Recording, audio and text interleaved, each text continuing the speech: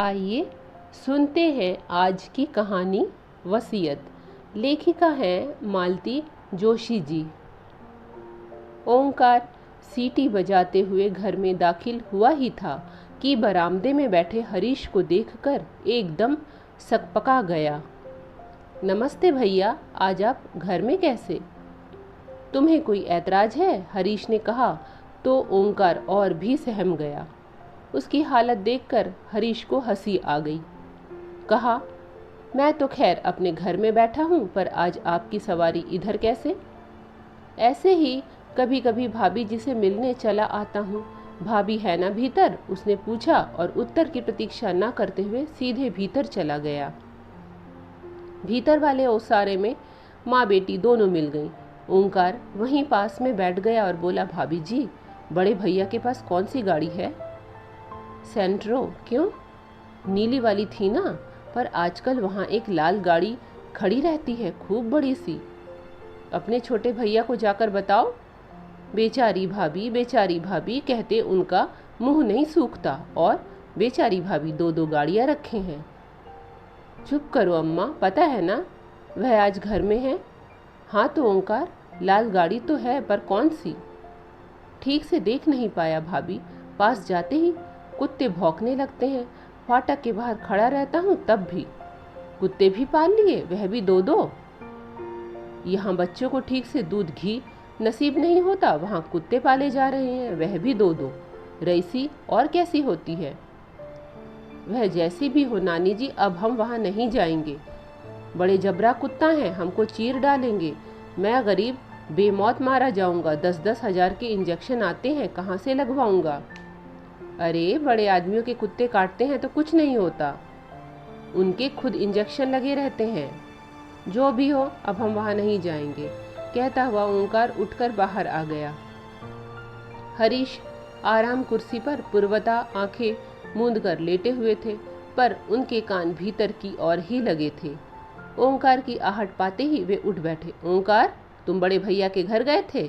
कुछ काम था? बेचारा ओंकार बगले झाँकने लगा, खिसकने की भी राह नहीं मिली। हरीश लगातार उसकी ओर देखे जा रहे थे। आखिर उसने हिम्मत की और कह दिया, हम कौन अपनी मर्जी से जाबे हैं, हमें वह नानी जी भेजती हैं। किस लिए? हालचाल जानने के लिए।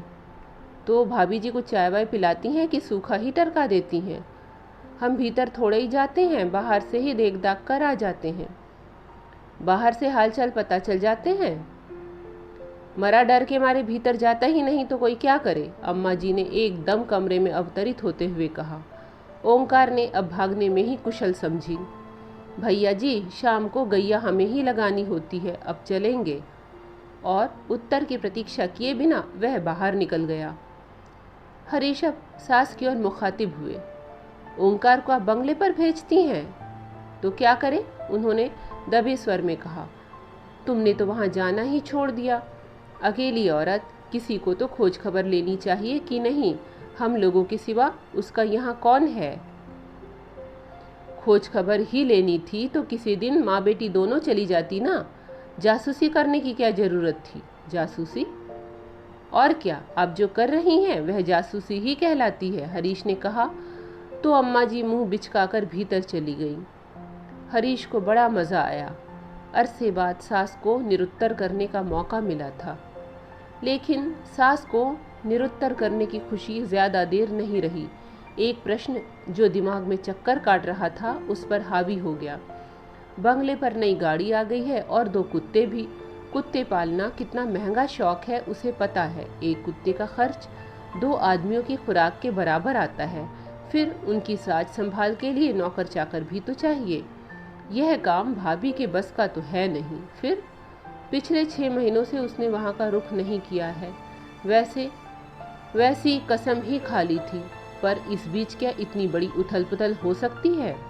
शालिनी और उसकी माँ दबी जबान से कुछ कुछ कहती रहती हैं, क्या वह सही है? 6 महीना पहले शुभम का रिजल्ट लेकर गया था। सोचा था भाभी से कहूँगा कि भैया का बहुत मन था कि शुभम इंजीनियर बने, अब उनका सपना आप ही को तो पूरा करना है। घर से खूब अच्छी रिहर्सल करके गया था, पर वहाँ माहौल ऐसा बिगड़ा कि कुछ कहना संभव ही ना हुआ। यह नहीं कि वहाँ स्वागत नहीं हुआ, स्वागत तो खूब अच्छे से हुआ। उन्होंने शुभम को बधाई भी दी, उसके लिए आशीर्वाद स्वरूप 500 का नोट भी लिफाफे में डाल कर दिया। चाय नाश्ता भी करवाया, पर सब कुछ ठंडा ठंडा सा था, उनमें संबंधों की ऊष्मा नहीं थी। वैसे भी उनसे सुसंवाद कभी था ही नहीं, पर भैया के रहते ये बातें सतह पर नहीं आई थी। अब जैसे सब कुछ सामने आ गया। चाय के बाद वह शुभम को लेकर भैया के सपने की बात कहने ही जा रहा था कि भाभी ने कहा, चलो अच्छा हुआ शुभम के रिजल्ट के बहाने ही सही तुम आए, तो नहीं तो 13वीं के बाद तो तुम यहाँ का रास्ता ही भूल गए थे। जानते तो थे कि इस घर का एकमात्र कमाऊ सदस्य अब नहीं रहा। फिर एक आध बार आकर देखना तो था कि भाभी कैसी हैं, किस हाल में है। हरीश का सिर शर्म से झुक गया। वह अपनी सफाई में कुछ कहना ही चाहता था कि भाभी बोली, तुम्हें शायद डर लगा होगा कि भाभी कुछ मांग ना ले, ठीक है ना? मैं तुमसे क्या मांगती हरीश, जिसने पिता समान भाई की अंत्येष्टि के लिए भी दूसरों के सामने हाथ फैलाया था, उससे मैं क्या मांगती और मुझे वह क्या दे देता? सॉरी भाभी, पर उस समय हाथ बहुत तंग था, उसने घुटी सी आवाज में कहा। हाथ तो तंग होना ही था, तुम्हारी एटीएम मशीन जो बीमार पड़ी थी, अब तक तो तुम्हारी हर समस्या वे ही सुलझाते आ रहे थे। बच्चों की फीस हो या साल भर का अनाज हो, सर्दियों के कपड़े हो या छुट्टियों की प्लानिंग हो, सब कुछ वे ही तो करते थे। उन्हीं बातों को याद करके तुम अपने भाई के लिए लकड़ी ही खरीद लेते तो मुझे अच्छा लगता। दोस्तों से उधारी की बात तुमने मुझसे बाद में कही, इससे अच्छा था मुझसे ही मांग लेते, बाहर वालों के सामने उस राजा आदमी की बेइज्जती तो ना होती। इस कड़वे प्रसंग के बाद शुभम के लिए कुछ कहने का सवाल ही नहीं था। अब यह दहरी कभी ना चढ़ने का प्रण करके वह बाहर चला आया। बाद में पछतावा भी हुआ कि वह 500 रुपये का लिफाफा वहीं क्यों नहीं फेंक दिया। वैसे भी भाभी के लिए मन में पहले दिन से ही एक पूर्वाग्रह था। समझ लिया था कि वे उन लोगों का सुख चैन छीनने आई हैं। भैया के आश्रय में जो एक आश्वस्ति थी, संभावनाएं थी, वह एकदम धूमिल होती दिखाई दी। इस घर में आने से पहले ही वे खलनायिका बन गई थी। पहली वाली भाभी जब 2 साल की लंबी बीमारी झेलकर भगवान को प्यारी हो गई, तो भैया एकदम टूट से गए थे। साल भर तक एकदम गुमसुम से वीतराग बने रहे। फिर इस अवसाद से उबरने के लिए उन्होंने अपने आप को काम में झोंक दिया, दुगने जोश से। साल भर में ही घर की काया पलट हो गई। हर तरफ जैसे सोना बरसने लगा। हरीश ने ठाठ से अपनी पढ़ाई पूरी की, धूमधाम से उसकी शादी हुई, माँ का मरण त्योहार भी शान से मनाया गया। बच्चों के जन्मोत्सव पड़ोसियों की ईर्ष्या का कारण बने। फिर सुना कि भैया शहर के बाहर एक बंगला खरीद रहे हैं, तो घर भर में एक खुशी की लहर दौड़ गई। सब लोग बंगले में रहने के सपने देखने लगे। पुश्तैनी घर बड़ा था, पर था तो पुराना ही। उसकी मरम्मत पर, सजावट पर काफ़ी कुछ खर्च किया जाता रहा, पर वह अपना पुरानापन नहीं छोड़ पाया था। गृह प्रवेश की तैयारियां चल ही रही थी कि भैया ने एक बार सबको चौंका दिया। बताया कि वे नई पत्नी के साथ गृह प्रवेश करेंगे। पुश्तैनी मकान उन्होंने अत्यंत उदार अंतकरण से हरीश के नाम कर दिया, पर उनकी इस दरिया दिली से ना हरीश खुश हुआ, ना उसका परिवार, क्योंकि इस दान पत्र का साफ अर्थ यह था कि उन लोगों को पुराने घर में ही रहना है। सारे सपने धाराशायी हो गए थे। आने वाली के प्रति मन कड़वाहट से भर गया था, क्योंकि उन्होंने सबका हक छीनने का जघन्य अपराध किया था। शाम को घूमने जाने के बहाने वह घर से निकल गया और सीधे बंगले पर पहुंचा। उसने गेट के पास स्कूटर रोकी ही थी कि कुत्तों ने सम्मिलित स्वर में भौंकना शुरू कर दिया। अंधेरे में कुछ नज़र नहीं आ रहा था, पर वे शायद बरामदे की जाली में बंद थे। भीतर जाना कितना निरापद है, इस पर वह विचार ही कर रहा था कि एक बलिष्ठ हाथ उसकी गर्दन पर पड़ा। उतनी ठंड में भी उसके पसीने छूट गए। मुड़कर देखा, हाथों का मालिक भी उतना ही बलिष्ठ था और उसे आग्नेय नेत्रों से घूर रहा था। हेलो मिस्टर, दूसरों के घर में ताक झाक करते शर्म नहीं आती? ये दूसरों का घर नहीं है, मेरे भाई का घर है, उसने हिम्मत बटोरते हुए कहा। कौन भाई? उसने भैया का नाम बताया। वे तो अब नहीं है, पर भाभी तो है, मैं उनसे ही मिलने आया हूँ। भाभी भी अब यहाँ नहीं रहती, यह बंगला अब मैंने खरीद लिया है। क्या बात करते हैं? दिन में आना, पेपर्स दिखा दूंगा, उन्होंने दबंग आवाज में कहा। लुटा पिटा सा अपनी जान छुड़ाकर हरीश वहाँ से चला आया। बाद में ध्यान आया कि भाभी के बारे में तो पूछा ही नहीं कि वे कहाँ गई, पर अचानक पकड़े जाने के कारण उसकी सिट्टी पिट्टी गुम हो गई थी। उसे कुछ होश ही न रहा। रात भर उसे नींद नहीं आई। शालिनी से बात करना चाहता था पर हिम्मत नहीं पड़ी। जानता था अम्मा जी हमेशा कान लगाए रहती हैं। सासू माँ की निरंतर उपस्थिति उसे पहली बार खली। इकलौती कन्या से शादी करते समय केवल प्रॉपर्टी का ध्यान था। यह नहीं पता था कि दहेज में अम्मा जी भी साथ चली आएंगी। आई हैं तो चुपचाप बनी रहे, पर नहीं, हर घड़ी अपनी उपस्थिति दर्ज कराती रहेंगी। भैया तो पीठ पीछे उन्हें ललिता पवार ही कहते थे। शायद उनके आने के कारण ही दूसरी शादी के बाद उन्होंने अलग घर बनाने की सोची हो। बड़े भैया की इस शादी पर सबसे ज्यादा वक्र दृष्टि अम्मा जी की ही थी। शादी के बाद भाभी के यहाँ 2 बार उम्मीद जगी थी, पर हर बार खुशियाँ आधे रास्ते से ही लौट गई थीं और शालिनी ने इसका श्रेय अपनी माँ को दिया था। तब से हरीश को उनसे डर सा लगने लगा था। क्या भाभी इस राज को जानती हैं? क्योंकि उसके बाद से ही उनके व्यवहार में एक ठंडापन सा आ गया था। शादी के इन 15 सालों में वे मन से किसी से जुड़ ही नहीं पाई। उन्हें घमंडी करार दे दिया गया, पर दूसरा पक्ष भी तो कम दोषी नहीं था। उसने इस खाई को पाटने की कभी कोशिश ही नहीं की। दूसरे दिन सुबह सुबह वह मुंशी बाल मुकुंद जी के घर पहुंच गया। देर होने से उनके काम पर निकल जाने का डर था। भैया के बाद कई वकीलों ने उन्हें हाथों हाथ ले लिया होगा। ऐसे कर्मठ और कुशल लोग आजकल मिलते कहाँ हैं। भैया का कोई काम या संदेश लेकर इस घर में कई बार आया है। हर बार उसका ललक से स्वागत हुआ है, पर इस बार मुंशी जी का व्यवहार बड़ा रूखा लगा। दरवाज़ा उन्होंने ही खोला था, वहीं खड़े खड़े पूछ लिया, बोलो। बोलिए भी नहीं। एक क्षण को वह अप्रतिभ तो हुआ, पर उसने दूसरे ही क्षण हठ धर्मिता के साथ कहा, आपसे कुछ बातें करनी थी, भीतर आ सकता हूँ? अब मजबूरन मुंशी जी को रास्ता छोड़ना पड़ा।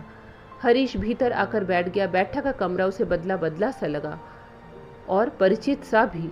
हाँ बोलो, मुंशी जी ने उसे चेताया। वह व्यवस्थित हुआ और बोला, मैंने सुना है भाभी ने बंगला बेच दिया। हाँ ठीक सुना है, 15 दिन पहले ही डील हुई है। हमें हवा तक नहीं लगने दी। मुंशी जी चुप बने रहे। हमारी रजामंदी की जरूरत भी नहीं समझी गई। ये कोई पुश्तैनी प्रॉपर्टी तो थी नहीं कि सबकी रजामंदी की जरूरत होती। वकील साहब की पर्सनल प्रॉपर्टी थी, वे उसे बेचते चाहे दान में दे देते। उन्होंने बंगला पत्नी के नाम कर दिया था। वे ही लीगल या नेचुरल वारिस भी थीं। उन्होंने बंगला बेच दिया बस। और सामान का क्या किया? बेच दिया। वैसे भी इतना सारा सामान कहाँ ले जाती, कहाँ रखती, इसीलिए ज़रूरत भर का सामान रख कर सब बेच दिया। अच्छा सामान था, हाथों हाथ बिक गया। किसने लिया? दोस्तों ने, पड़ोसियों ने, परिचितों ने। जैसे हमने यह सोफ़ा सेट ले लिया, 2 पलंग और एक अलमारी भी ली है। तभी हरीश को यहाँ कुछ पहचाना पहचाना सा लग रहा था। हमसे भी तो पूछ सकते थे, उसने तड़प कर कहा। तुमसे पैसे तो नहीं मांग सकती थी ना, इसीलिए नहीं पूछा।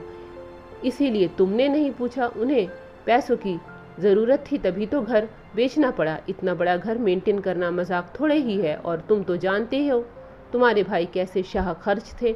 बचत के नाम पर शून्य ही था। आखिर बची हुई जिंदगी वे गुजारती कैसे? बरसी तक तो रुक ही सकती थी, ऐसी भी क्या जल्दी थी? जल्दी सामने वाली पार्टी को थी। उनके ज्योतिषी ने मुहूर्त निकाल दिया था। फिर जब जाना ही था तो आज क्या और कल क्या? भाभी अब कहाँ है? अपने भाई के पास। कल आना, उनसे पूछकर ही पता बताऊंगा। मतलब कि यह आदमी भैया के जाने के बाद भी अपना ईमान बनाए हुए है।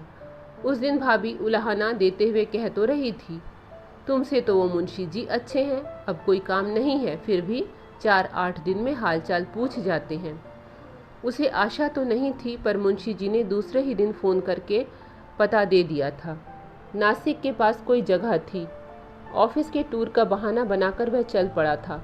घर पर बताने की हिम्मत नहीं हुई। सच बात जानते ही एक विस्फोट सा हो जाता। जो कुछ हुआ उसमें 100% उसका दोष बताया जाता, उसकी अकर्मण्यता को कोसा जाता। मुंशी जी ने पता ठीक ठाक दिया था। ढूंढने में ज़्यादा परेशानी नहीं हुई। शहर से बाहर एक कंपाउंड में 2 हाउसेस की लंबी कतार थी। गेट पर नाम लिखा था विश्रांति। नंबर उसके पास था ही, इसीलिए घर भी तुरंत मिल गया। 1 रूम किचन का वह छोटा सा घर था। इतने बड़े बंगले में सालों रहने के बाद भाभी यहाँ कैसे गुजारा करती होंगी, उसने सोचा। भाभी ने बड़ी ही निर्मल निश्चल हंसी के साथ उसका स्वागत किया था। सारे ताने उलाहने उस हंसी में तिरोहित हो गए। इतना ही कहा, इतनी सी जगह में आप गुजारा कैसे कर लेती हो? वे पूर्वतः हंसकर बोली, हरीश, आदमी को बस इतनी सी जगह ही दरकार होती है। हम बेवजह फैलारा कर लेते हैं, ज़रूरत से ज़्यादा सामान इकट्ठा कर लेते हैं, फिर अपने से ज़्यादा उस कबाड़ की साज संभाल में जुट जाते हैं। भाभी की तो भाषा ही बदल गई थी, फिर भी उसने अपने मन का कांटा निकाल ही लिया। आपने घर बेच दिया, कम से कम भैया की बरसी तो उस घर में होने दी होती। मरने के बाद क्या फ़र्क पड़ता है कि बरसी कहाँ हो रही है? वैसे भी जो कुछ करना है तुम्ही को करना है, तो बरसी बाप दादा के घर में ही हो जाने दो। आप आओगी तो? मेरा तो उसमें कोई रोल ही नहीं है। मैंने अपनी तरफ से एक अनाथ आश्रम में पैसे जमा कर दिए हैं। हर साल उस तिथि पर आश्रम के बच्चों को अपनी ओर से भोजन मिलेगा। तुम भी जब तक बने श्राद्ध करते रहना, नहीं तो एक बार गया जाकर पिंडदान कराना, फिर कुछ करना नहीं पड़ता। भाभी ने चाय बनाई, नाश्ता करवाया। वही सलीका, वही आभिजात्य। जगह छोटी होने से उसमें कोई अंतर नहीं आया। वह चलने लगा तो बोली, तुम आए, बहुत अच्छा लगा, आते रहना। हाँ, यह छोटा सा घर मैंने तुम्हारे भाई के पैसों से ही खरीदा है। जाते समय तुम्हारे ही नाम कर जाऊंगी। अगर कभी लगे कि बच्चों के साथ ट्यूनिंग ठीक से नहीं हो रही है, तो तुम और शालिनी यहाँ आकर रहना। बद्दुआ दे रही हो? नहीं, आशीर्वाद दे रही हूँ।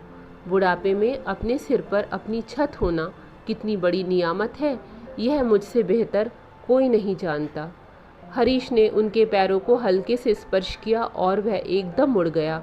उस गरिमामयी महिला को इस तरह कातर होते देखना उसे अच्छा नहीं लग रहा था। ये थी कहानी वसीयत। कहानी सुनने के लिए आप सबका धन्यवाद। अगर पसंद आई हो तो लाइक कर दीजिएगा, शेयर भी कीजिएगा, चैनल पर नए हो तो सब्सक्राइब कर लीजिएगा।